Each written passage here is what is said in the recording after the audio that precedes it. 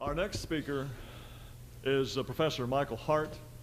He's something of a modern-day polymath, actually. He holds a bachelor's degree in mathematics from Cornell, a PhD in astronomy from Princeton, and he also holds advanced degrees in physics, computer science, and law.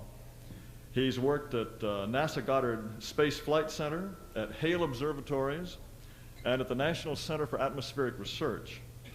And Professor Hart has published a variety of articles in scientific journals and is also the author of a book called The 100, a ranking of the most influential persons in history. It's really a very, very interesting book, and I can recommend it heartily, and it is in fact for sale here in Louisville, if anyone has time, at a place called, in any case, it's for sale here.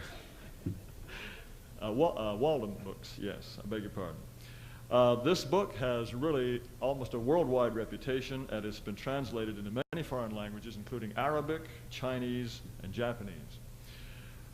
In any case, Professor Hart now teaches astronomy and history of science at Anne Arundel Community College in Maryland, and he'll speak to us today about racial partition of the United States.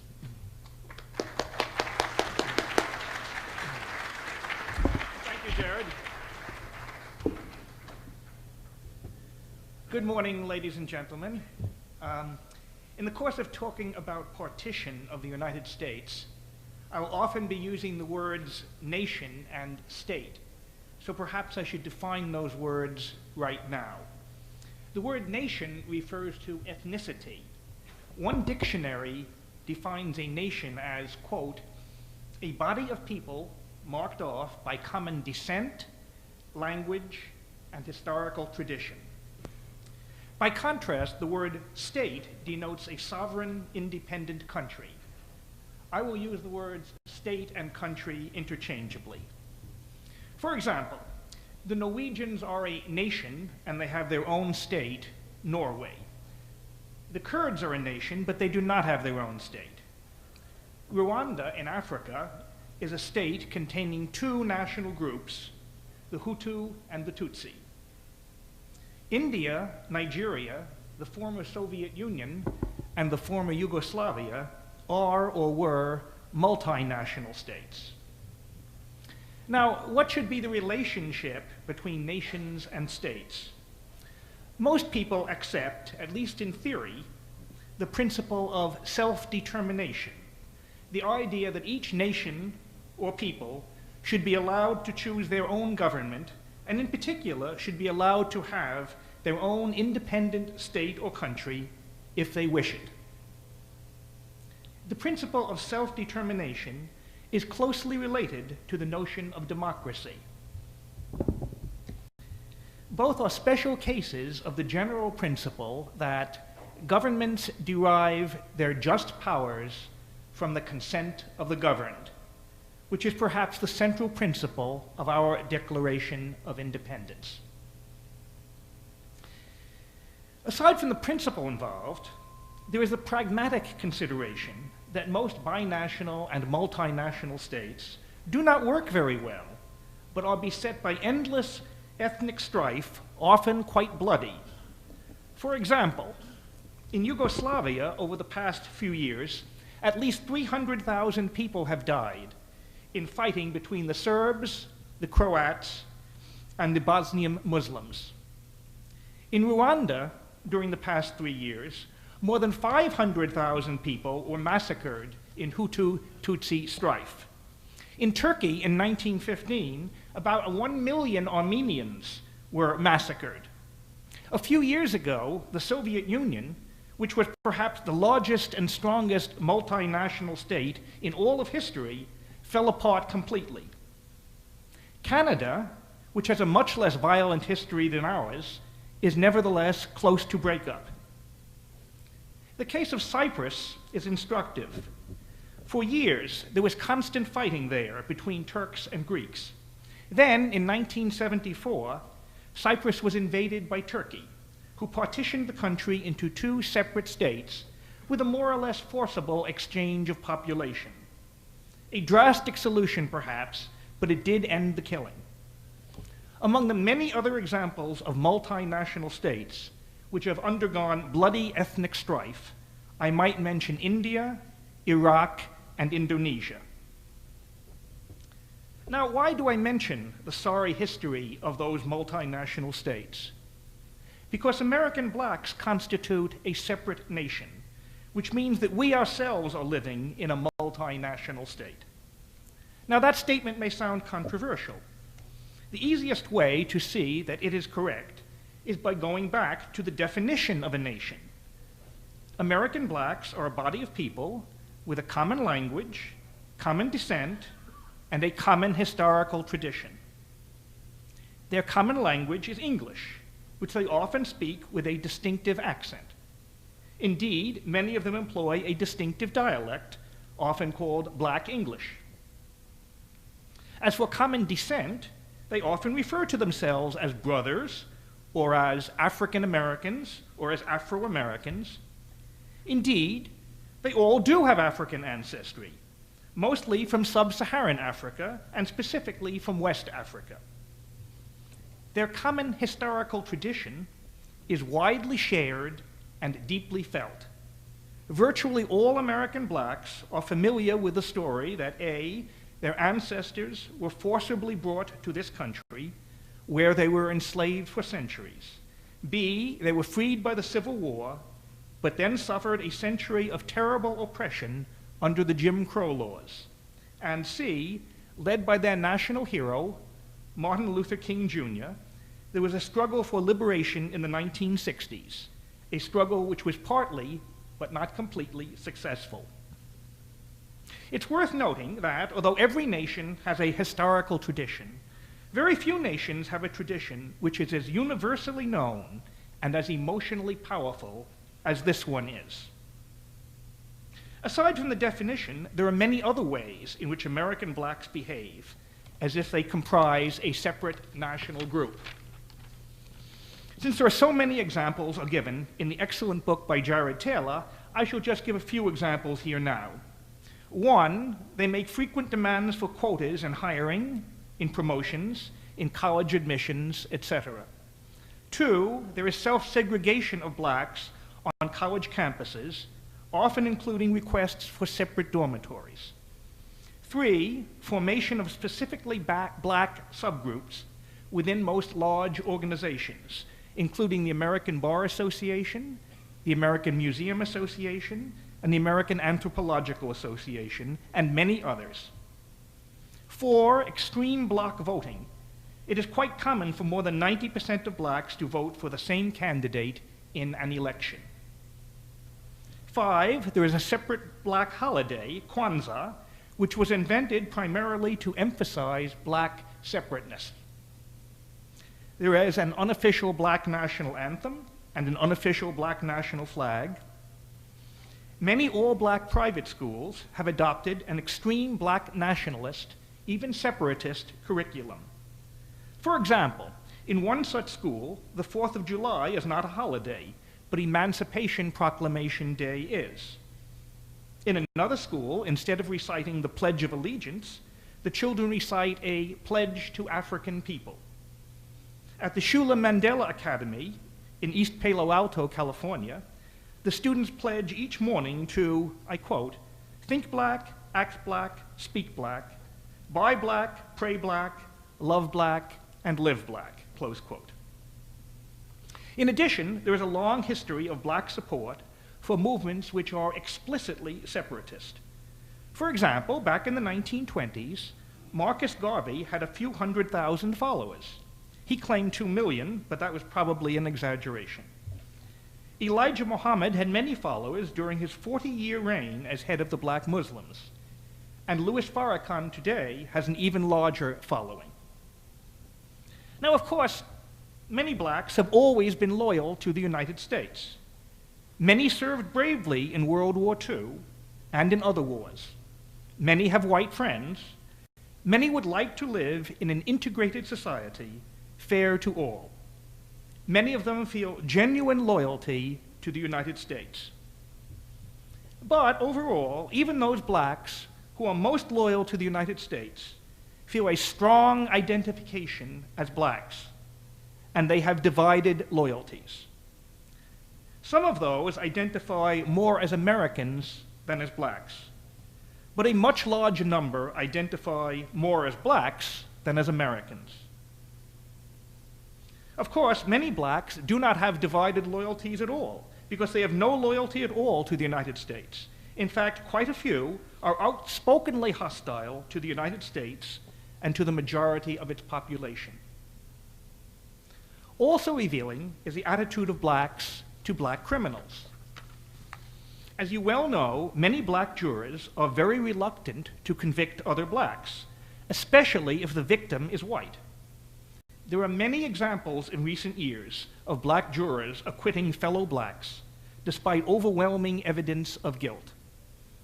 The most celebrated instance, of course, was the O.J. Simpson case.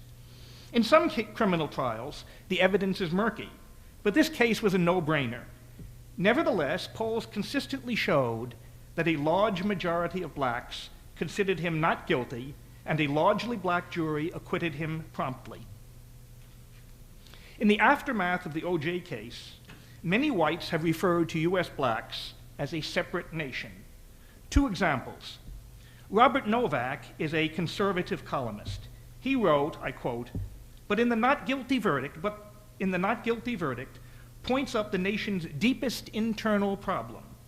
We are two countries, not divided between rich and poor, as Mario Cuomo has said, but between black and white, close quote. Richard Cohen is an outspoken liberal Democrat. He wrote, quote, we are two nations, one black, one white. Yesterday, one celebrated Simpson's acquittal, the other did not, close quote. It is hard to avoid the conclusion that that is true, and that the United States of America is indeed a multinational state. Now, what can be done to deal with these racial tensions? Aside from partition, there are two other plans which are often suggested. The first plan is often proposed by liberal Democrats. They suggest that whites should be more strongly urged to abandon their racist attitudes, and that we need stronger civil rights laws and stronger enforcement of existing laws. A major problem with this plan is that most American whites think that our civil rights laws have already gone too far, and they are strongly opposed to pushing reverse discrimination even further. Furthermore, even if that program were adopted, it would be ineffective.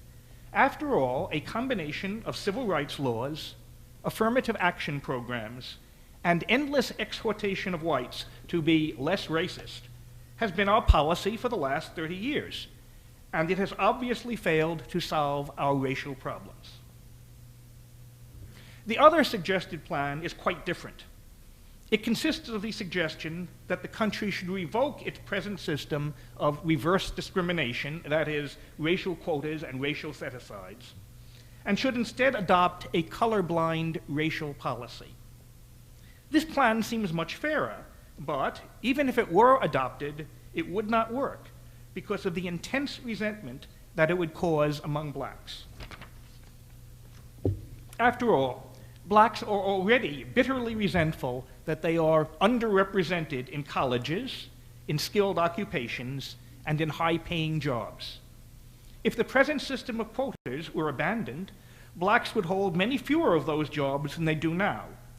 This would make them even more resentful than they are now, and would result in an increased black-on-white crime, including an endless series of riots by blacks. A thorough removal of quotas is therefore unlikely to occur. It therefore appears that neither of those two plans can work, and in fact, it seems unlikely that any policy less drastic than partition can solve our racial problems.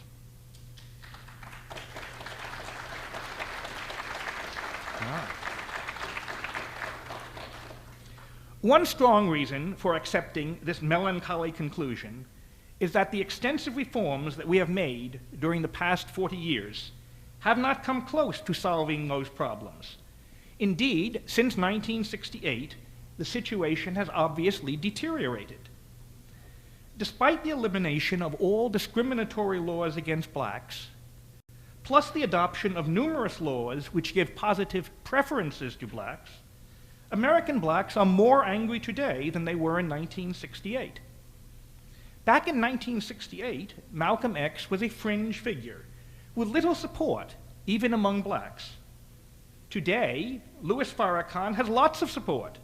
In fact, his Million Man March last year drew far more blacks than even the largest rally ever organized by Martin Luther King. Extreme anti-white rhetoric is far more prevalent than it was 30 years ago, as is direct black-on-white violence. Nor does the history of other multinational states provide much reason for optimism. Quite the reverse. History shows that other countries which have tried to preserve unity by making large concessions to minority groups have failed to placate them.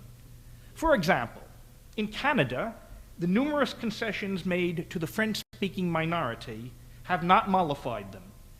The French Canadians were never slaves, never had to put up with Jim Crow laws, and have had full legal equality for well over a century. Nevertheless, in a recent vote, a large minority of the population of Quebec and an absolute majority of the French-speaking inhabitants of Quebec voted in favor of full independence for Quebec. Another example, for most of the 19th century, Norway and Sweden were ruled by the same king. The two nations are similar in race, in language, and in religion. Indeed, most outsiders can't even tell the difference between Norwegians and Swedes. The Norwegians were not persecuted in any way, and they had their own separate parliament and virtually complete autonomy. Still, they were not satisfied, and in 1905, the Norwegians declared their complete independence. Fortunately, the Swedish government was wise enough not to try to maintain unity by force. In view of the foregoing, it seems plain that many American blacks will not be satisfied by anything less than their own independent country.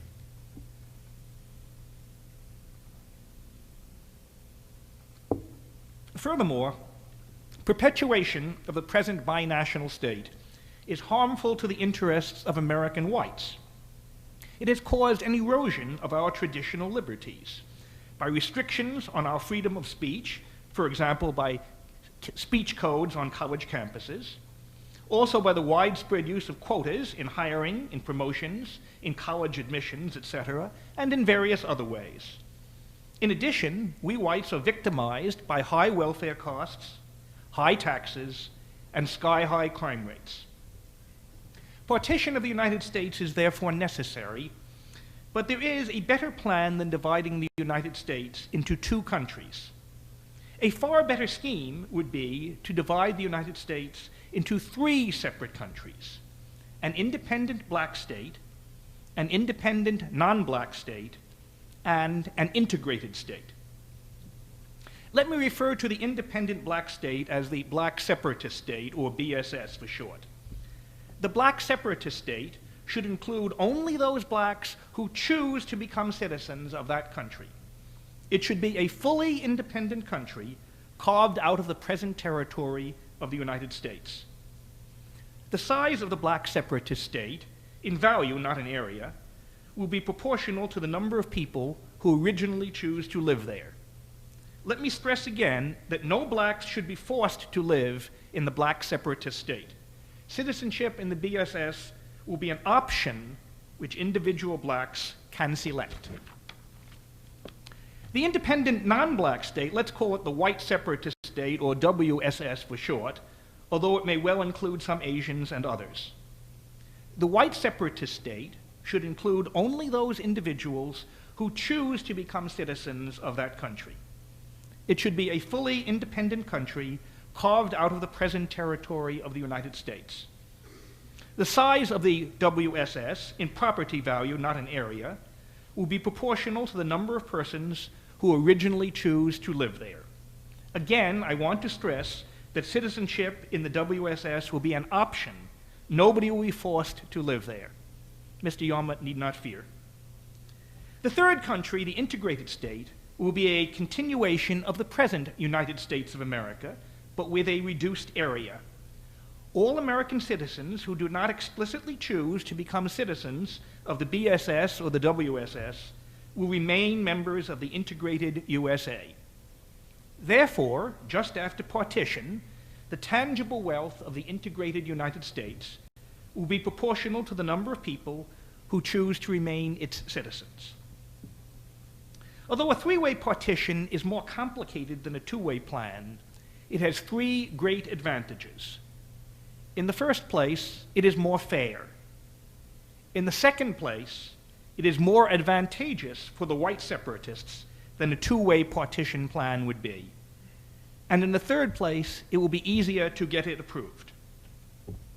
I'll take those 3 points in order. As for fairness, it is plain that partition is more fair to black separatists than the present system is.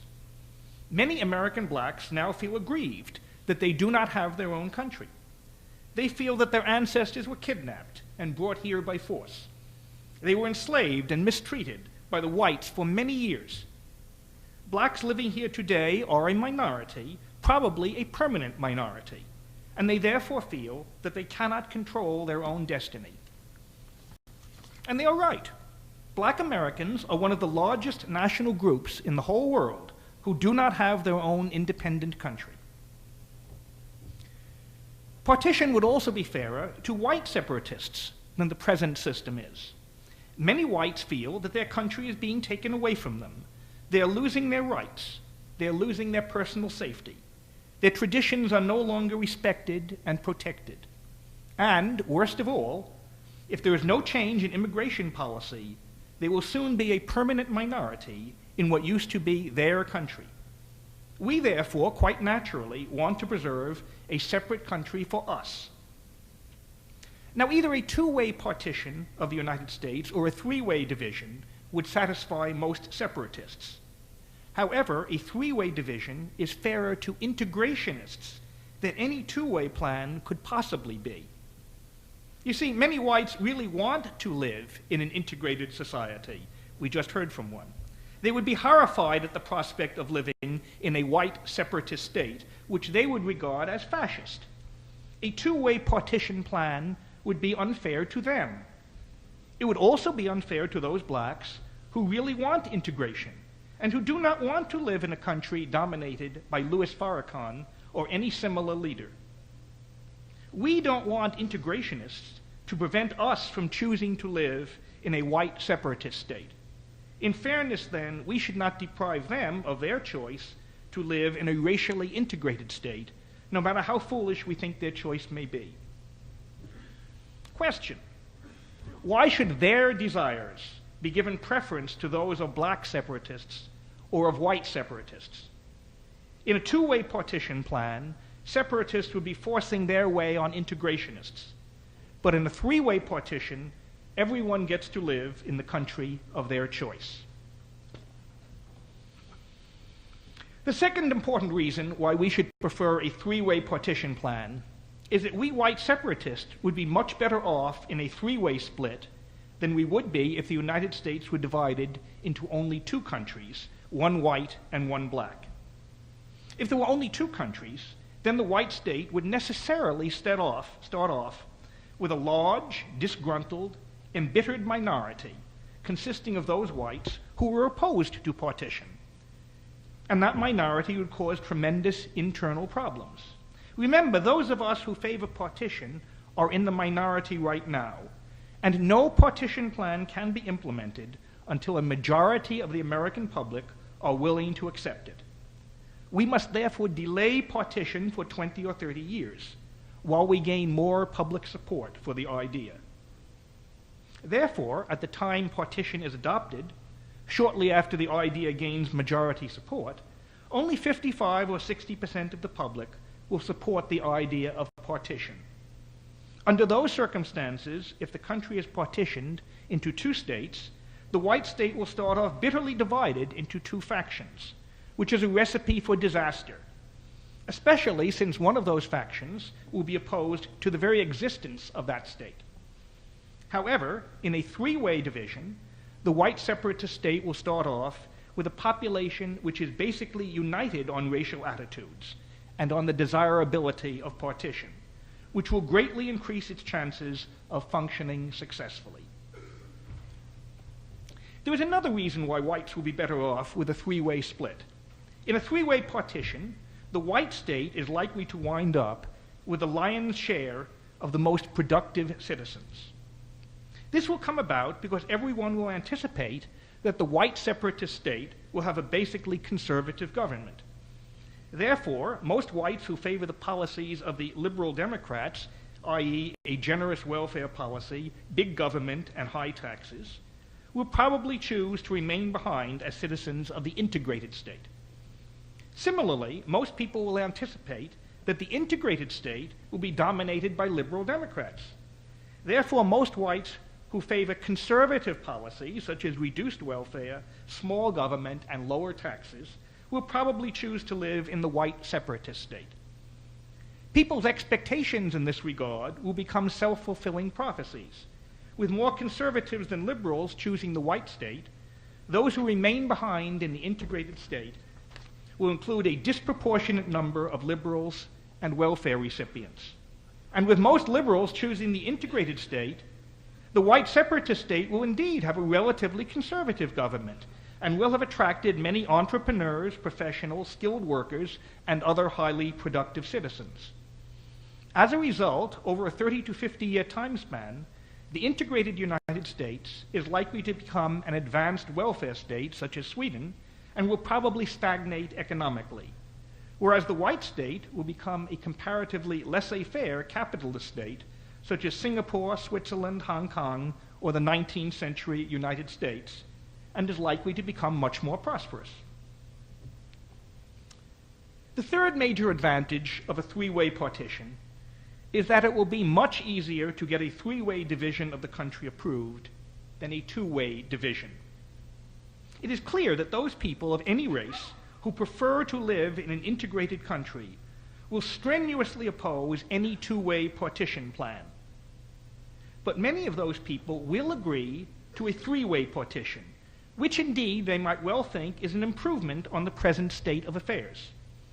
After all, the way they look at it, their goal of a just, integrated society with little or no racial tensions is being thwarted by the opposition of die-hard white segregationists and also by black extremists such as the followers of Louis Farrakhan. Therefore, in their view, if the white and black extremists were to leave, the remaining population would consist of those persons of both races who favor integration and are committed to it. Integrationists should therefore anticipate that the integrated state remaining after a three-way partition will have much lower racial tensions than today's United States does. It should therefore be much easier to gain their assent to a three-way division than to a two-way plan. In addition, many people with a libertarian outlook are likely to support a three-way partition plan because it maximizes the choices available to individuals, although they would probably oppose a two-way partition. Okay, you may say, a three-way partition of the country would be a good idea, but by what procedure can it be carried out? In particular, how will the boundaries of the three countries be decided upon? As I said before, partition cannot be carried out now. More popular support is needed. Furthermore, the Constitution, as it now stands, does not provide for or even permit the partition of the country. Therefore, a constitutional amendment will be needed, which will take more time. Since partition is at least 20 years away, it is clearly premature to try to specify all the details of how it would be carried out. However, in order to make my discussion less abstract, I will outline one possible method by which a three-way partition might be implemented. I do not wish to imply that this is the only possible method or necessarily the best method, just giving one suggestion for discussion. In the plan I'm suggesting, the partition of the country will be implemented in 4 stages. In the first stage, each adult will tentatively choose which of the three countries he or she wishes to become a citizen of. Of course, whites could not choose to join the black state, nor could blacks elect to choose the white separatist state, but anyone would be free to choose to remain citizens of the integrated state. In the second stage of the partition, a special committee will be formed which will draw up tentative boundaries for the three states. The members of this special committee, let's call it the Boundary Committee, or BC for short, will be selected by Congress. The BC will not draw up these boundaries arbitrarily, but rather in accordance with specific criteria laid out by Congress. Possible criteria could include: 1, the BC should draw the boundaries so as to make the tangible wealth of the three countries proportional to their initial populations. 2, the BC should attempt to give each of the three countries a wide variety of resources, such as agricultural land, minerals, factories, roads, railways, ports, etc. 3, as much as possible, consistent with the foregoing, the boundaries should be drawn so that the fewest number of people will have to move in order to be in the country of their choice. And finally, if possible, the BC should try to make each country a single, connected, compact territory. After drawing tentative boundaries based on the Stage 1 voting, the Boundary Committee will then draw up sets of alternative boundary lines to be used if the relative populations of the three states change significantly in the next stage of the partition. During the third stage of the partition, after the Boundary Committee has issued its report and published its maps, and they should be widely published and printed, there will be a 6-month period during which each individual citizen will have the opportunity to revise the choice which he or she made during the first stage. At the end of that 6-month period, the individual choices will become final, and the populations of the three states will be tallied. On the basis of that tally, the final boundaries of the three states will be announced in accordance with the maps already drawn up and published by the Boundary Committee during Stage 2. Now, perhaps a concrete example will make it easier to visualize how Stages 1 through 3 might work. Let me emphasize that the maps I'm about to show are not intended as a suggestion for the final boundaries of the three countries. They are only intended to illustrate how the procedure might work. Also, in order to avoid making the arithmetic in this example needlessly difficult, I have drastically rounded off all the population figures involved. Let's suppose that in the Stage 1 voting, 20 million blacks choose the black state, 50 million whites choose the white state, and the other 180 million people choose to live in the integrated United States. I rounded off the total U.S. population to 250 million, just for purposes of the illustration. I know that's not the correct figure. Expressed as percentages, this means that in Stage 1, 8% of the total population choose the black state, 20% of the total population choose the white state, and 72% of the total population choose to remain in the integrated state. In Stage 2 of the partition, the Boundary Committee draws these tentative boundaries for the three states. Slide first. On this map, the pink or red represents the white state, the blue areas represent the black state, and the yellow represents the integrated United States. That's just a possible boundary they might draw to have 20%, 8%, and 72% of the total wealth divided. Now, the Boundary Commission also draws up another map showing what the boundaries will be in the event that, in Stage 3, 9% of the total population choose to join the black state. Next slide, please.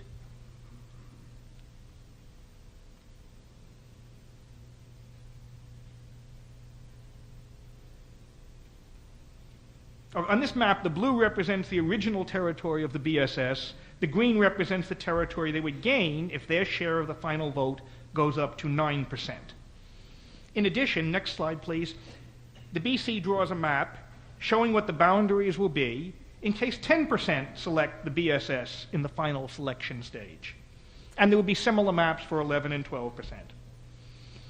The BC also draws up alternative boundaries to be used in case the black state receives only 7% of the vote in stage 3. Next slide, please. There, the green represents the territory by which the black separatist state would be diminished. That would be added to the integrated state. If the black share falls to 7%, there will be similar maps for 6%, 5%, etc. Similarly, next slide, please. The BC will draw up maps which show how the boundaries of the white state will be increased in the event that more than 20% of the population elects to join the white separatist state during stage 3. Now, in this map, the green represents the additional territory added to the white separatist state if their share goes from 20 to 21%.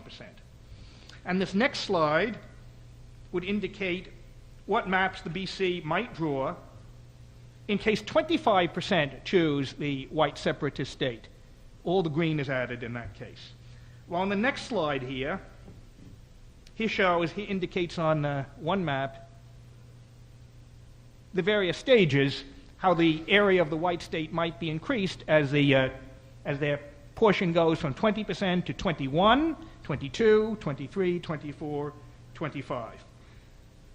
Finally, here is a map which the BC might draw to show how the territory of the white separatist state will be reduced in case they only get 19% of the total vote in the final selection stage. After the BC makes their decisions and the maps which they have drawn are published and printed widely, there will be a 6-month interval, that's stage 3, during which people have a chance to change their minds. Now let's assume that at the end of that final selection stage, the number of people electing to become citizens of the black state has risen to 25 million, which is 10% of the total. The number choosing to join the white state has risen to 62.5 million, that's 25% of the total.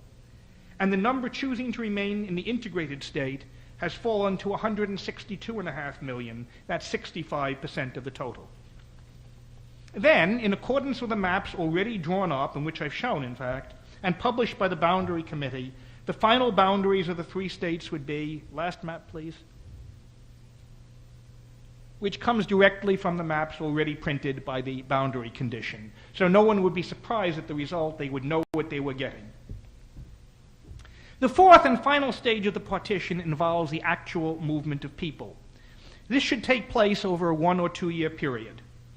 Those people who move should be compensated by the government for their property and for their relocation expenses. Each of the 3 governments will thereby acquire a lot of residential property, which it will then auction off to its own citizens. It is plain that the citizens of the black state will gain financially in this process, since American blacks now own much less than their proportional share of the total wealth of the United States. Since the blacks will gain wealth in the process of partition, and since the partition will not, in the short run, create any tangible wealth, it seems plain that the integrated state and the white state will each lose money during the partition process. It's probably best that they share this net expense proportionately. At the end of the partition, the 3 states will be 3 completely independent countries. As independent countries, they will not be required to accept immigrants from the others, nor to accept visitors from the others, nor to trade with the others. However, as a practical matter, I anticipate that each state will permit ordinary trade and tourism, although probably with some restrictions, and that the 3 states will probably join in some sort of common market arrangement. Now, as you can see, a 3-way partition is much more complicated than a 2-way partition. Just solutions to problems usually are complicated, because life is complicated, because human relations are complicated. But it is much better to have a complicated plan than one which is simple but unfair. And furthermore, it will be much more difficult to get an unfair plan accepted. One other problem. As I pointed out before, a partition of the United States cannot be carried out right now. We will have to wait quite a few years before our goals are achieved. That is a problem which always faces a political minority. Their ideas cannot be accepted immediately. unless they are able and willing to use violence to force their ideas on an unwilling majority, which I think is a terrible idea.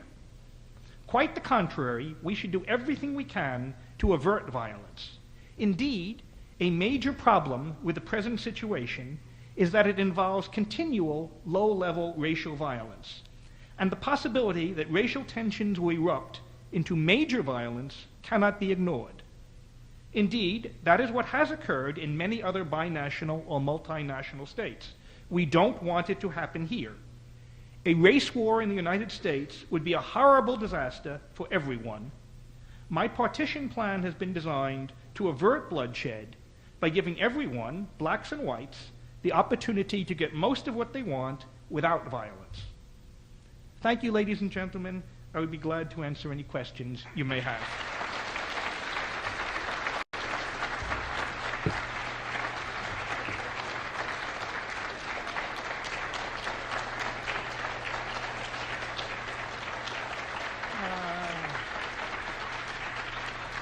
Well, that's good. Let me start with you. What are the Hispanics? 1 out of 4 stations for them. Isn't that really the rising tide in terms of non-white population? Does it make a certain amount of sense to put Florida, Texas, and the tip of Southern California in the hands of Hispanics and further segregate according to the distinctions that you raised? I would be perfectly willing to offer Hispanics, those Hispanics who wanted it, to have a separate country of their own. I think that's consistent with what I have said. But Mr. Summers? Oh, he asked what about Hispanics? Would it not be logical to give them the opportunity of having their state, a fourth state? And I agreed with him, yes, that would be logical, and I'm perfectly willing to do that. Mr. Summers?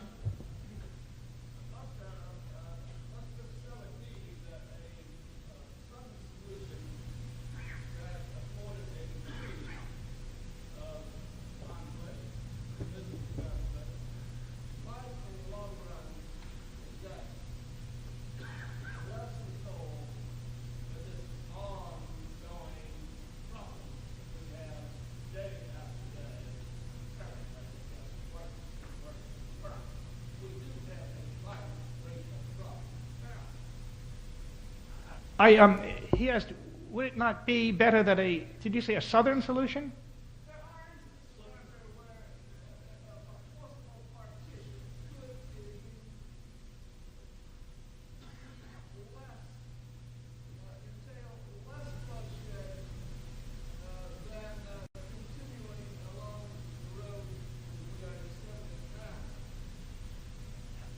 You suggest a forcible partition, and I would say you're asking me, would a forcible partition be better? Is that your question?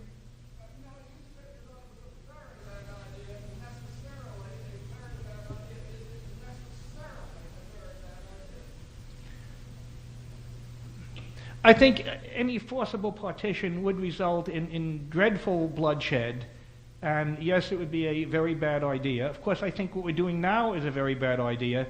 That's why I'm trying to propose a non-forcible partition, one which in any event would be much less likely to lead to serious violence.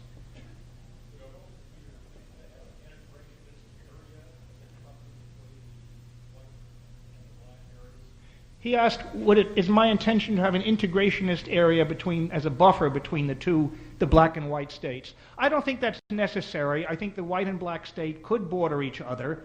I don't think they're going to go to war or fight with each other.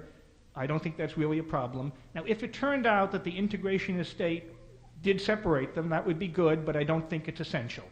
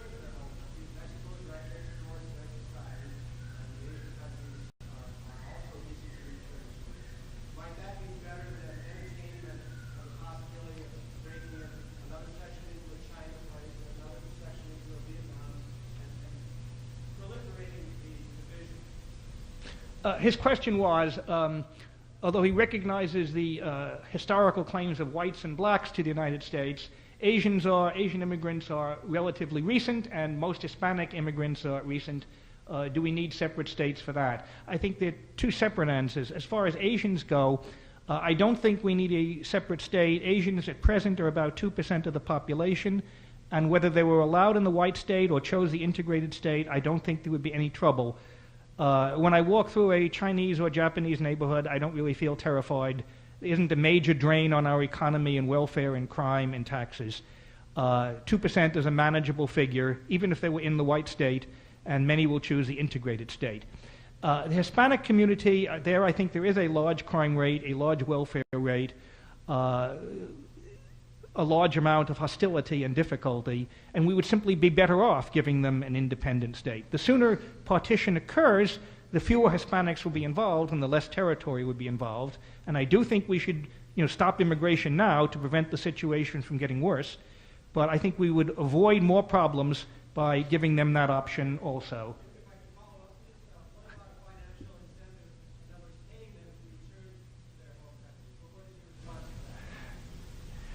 I'd like to think that over.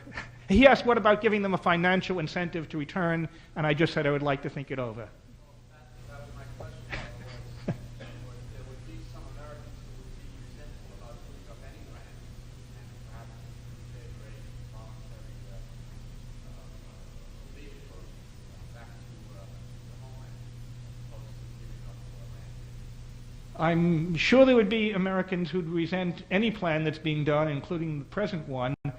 I think, however, those Americans who would be opposed to giving up land might be reconciled by the fact that from then on they would have a separate white state and they would not have any further problems in this regard, and that the advantages of the future would outweigh the loss of land.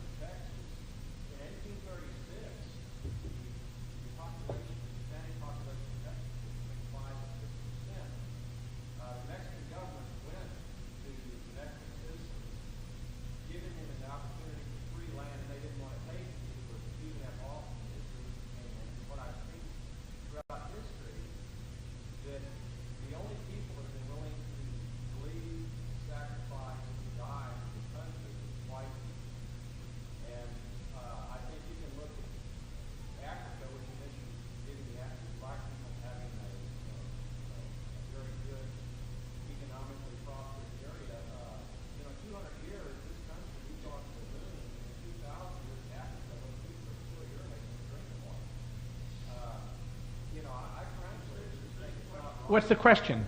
Well, the question is it, I mean, it just doesn't, I don't think they can maintain it. I mean, it'd be a conflict. It'd be a burden on society. Wait, your question is, could the black state maintain itself? Is that your question? Okay. Your question, you doubt whether the black state could maintain themselves. Well, that will be their worry, not ours. There are states in Africa, there are states in the Caribbean, there are states in South America. They maintain themselves as well as they can. That's not our burden, our responsibility. They have independence. We don't have to maintain every country in the world. We will merely have to maintain our own.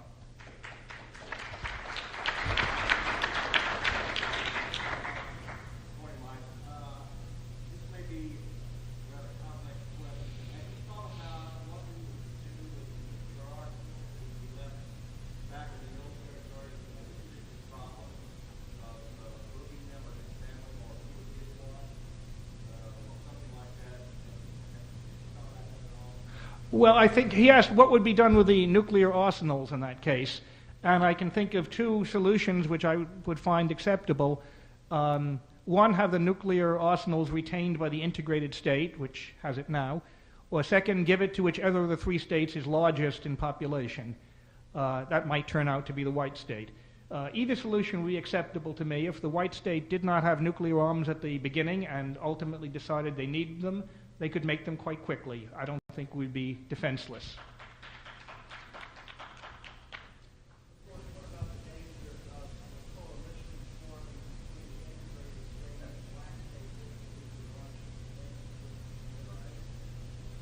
He asked, what about a possibility of a coalition between the black and integrated state if the white state had nuclear arms?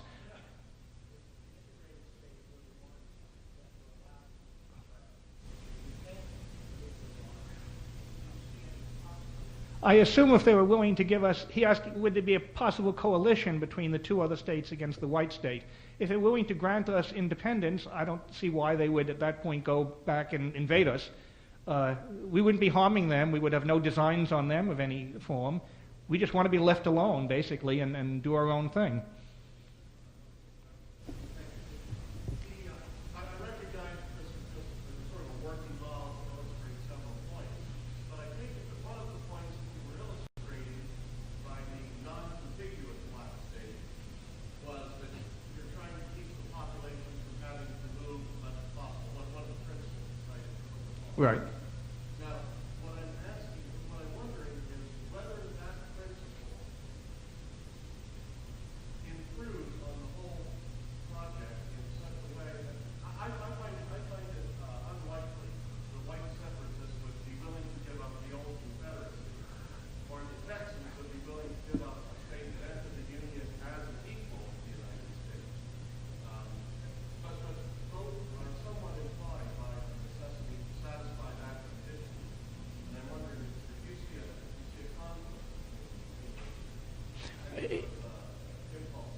Okay, there seem two questions there. Would whites, say, in Texas or in the Deep South, in Alabama, Mississippi, be willing to give up the country, the places which they live, to have a white separatist state? And two, the question, how important will be this principle of the states being, of few people having to move during the partition? I suppose at the time the decision is made, the instructions are given the boundary condition. They'll have to give them some order of priorities as to the criteria. Should this notion of the fewest people moving be given a high priority or a very low priority in comparison with, say, making them contiguous or making them having a wide variety of resources? As to the second question of would people be willing to give up the place where they now live, I deliberately, or they've lived for a long,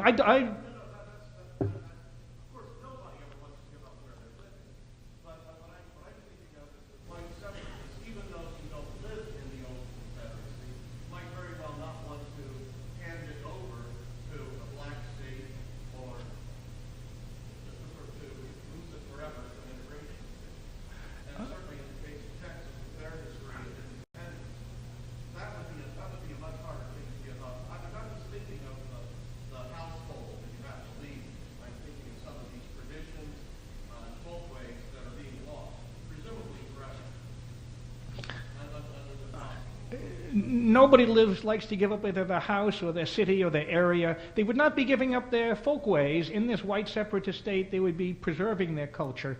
As for giving up where they live, I live in Maryland myself, and as you notice, the area I have put down there, I specifically had, I would myself be forced to move out. And would I be willing to move out and sell my house and move away from people in order to solve this problem on a more or less permanent basis? And the answer is yes, I would. As for whites moving out and losing what they have, I see that, say, the center of Detroit or the whole of Detroit, whites have moved out.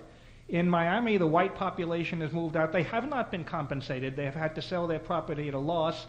In New York, where I was born, I mean, that city is not quite destroyed, but to some considerable extent destroyed. Yes. I can live in Indiana. Yes. And visit the graveyards of Virginia. Yes. But if Virginia is a black state, and I have ties to the old Confederacy, emotional ties, I might not be able to visit them. I want to answer your question. I want to answer your question there. I do not think that these states are going to be so hostile that they will prevent normal tourism. Almost all countries really permit normal tourism. I mean, France and Germany fought 2 bitter world wars, and yet Frenchmen who want to visit Germany are free to do so, and vice versa. And this has been true straight through. Yes, you will be permitted to visit those graveyards, to tour, to go around, to spend time there, to lay wreaths on the tombstones if you wished. I don't think that would really be a problem. They would probably be very happy to have tourists come. Yes? Last question.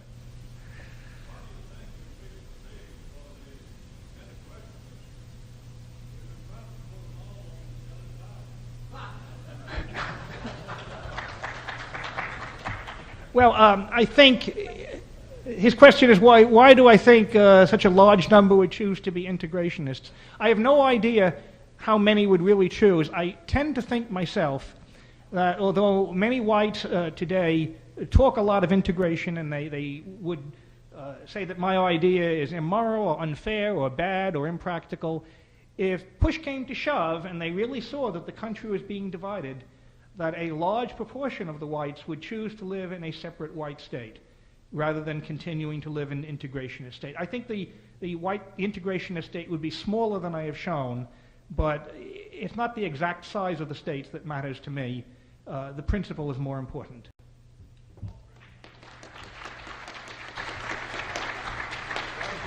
Thank you.